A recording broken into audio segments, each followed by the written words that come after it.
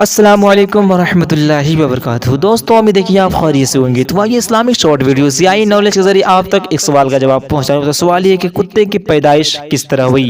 جب آپ سننے سے پہلے آپ اس چینل کو لائک کریں، شیئر کریں، سبسکرائب کریں اور بیل آئیکن کو دبانا نہ بھولیں تاکہ جب بھی کبھی میں ویڈیو اپلوڈ کروں تو اس کی نوٹیفیکیشن سب سے پہلے آپ تک پہنچے اور آپ سب سے پہلے اس ویڈیو کو دیکھ اور سن سکیں۔ تو سوال یہ تھا کہ کتے کی پیدائش کس طرح ہوئی۔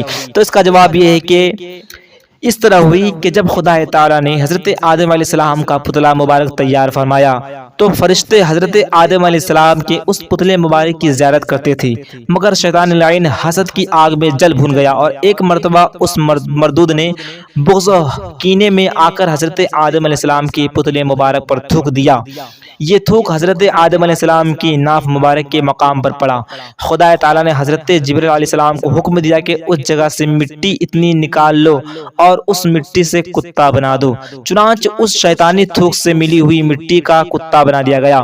یہ کتا آدمی سے مانوس اس لیے ہے کہ مٹی حضرت آدم علیہ السلام کی ہے، اور پلید اس لیے ہے کہ شیطان کا تھوک ملا ہے، اور رات کو جاگتا اس لیے ہے کہ ہاتھ اسے جبرائیل علیہ السلام کے لگے ہیں۔